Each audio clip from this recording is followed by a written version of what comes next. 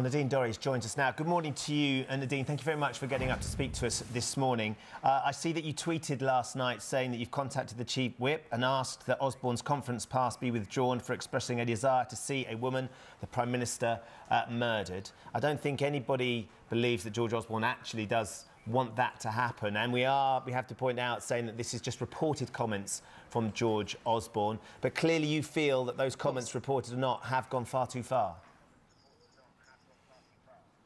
Well, it's not just that one isolated comment, it's a number of comments taken in context. He's had on the front of the Evening Standard that she's a dead woman walking. He's described her as the living dead. The latest alleged comments are that he wants to see her murdered, dismembered and lying in his freezer.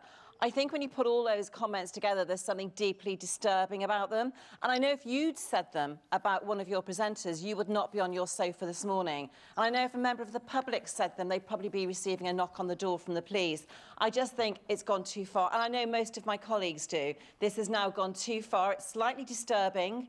And I don't think it's appropriate, and I know many MPs don't think it's appropriate, that he should have a pass to conference. You know, almost every day in Britain, women suffer violence at the hands of men. Words become deeds, become somebody else's actions. Normalising this type of dialogue, this discourse, particularly in public life, has consequences, and it's not appropriate. But undoubtedly, there are areas and sort of work environments where this wouldn't be acceptable, and the suggestions of what he said aren't in real life acceptable, of course. But the world of politics is a very different world. It's a world that you've lived and breathed for many, many years now. And people will be saying this morning, look, it's just part of the rough and tumble of our political environment. And if the Prime Minister can't put up with that sort of thing, then she shouldn't be in the position that she's in. And he said it in private, if at all.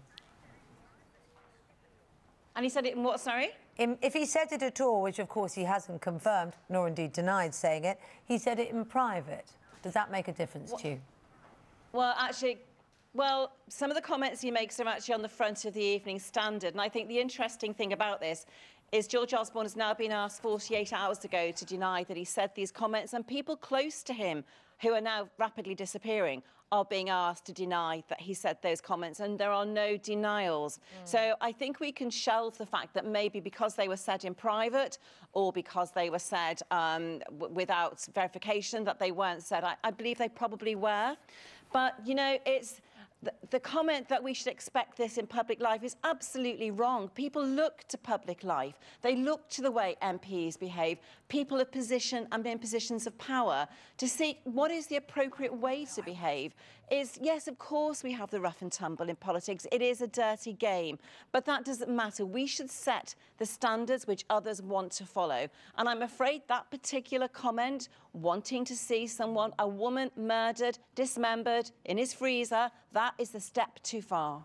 So, Nadine, it's no secret as well that you haven't always been in agreement with George Osborne. You crossed over details to do with counselling surrounding abortion.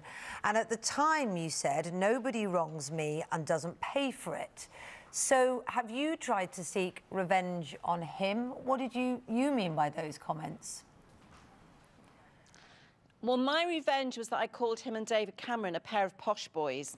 And I think there is an absolute gulf between my revenge and the persistent, continuous, daily revenge he is trying to wreak on Theresa May.